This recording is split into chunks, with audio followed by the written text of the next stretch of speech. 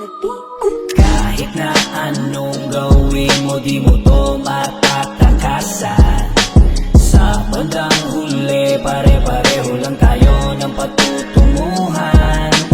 Kahit na ipilit mong sarili mo ay pakaingatan, lahat tayo'y masusundo din ni kamatayan.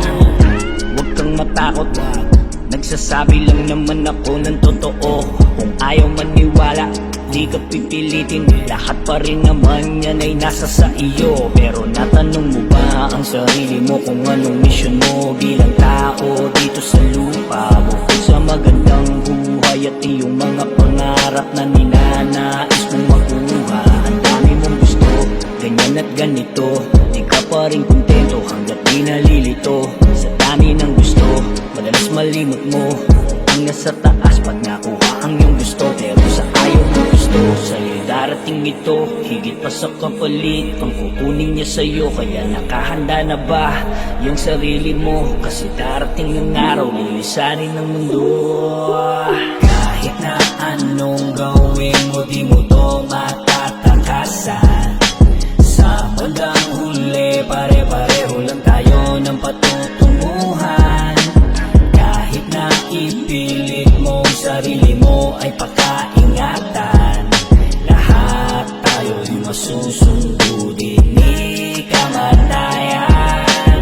Pag oras mo na, wala kang takas, kanina lang masaya pa, bangkay ka bukas. Nakabarong nakasilid ka sa isang kahon, namumot lang mga kamay, nakaitim na pantalon.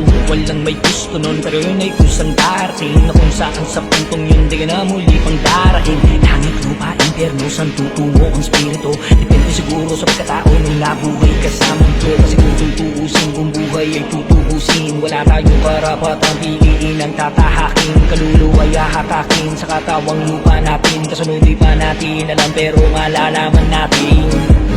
Pag dumating ang araw na kailangan ng uwiin ang buhay na pinahiram, tanging magagawa, tanggapin mo na lang, at mas mainam pang magpasalamat ka naman. Kahit na anong gawin mo, di mo to matatakasan. Sa bandang huli, pare-pareho lang tayo ng patutunguhan. Kahit na ipilit mo sarili mo ay pakaingatan,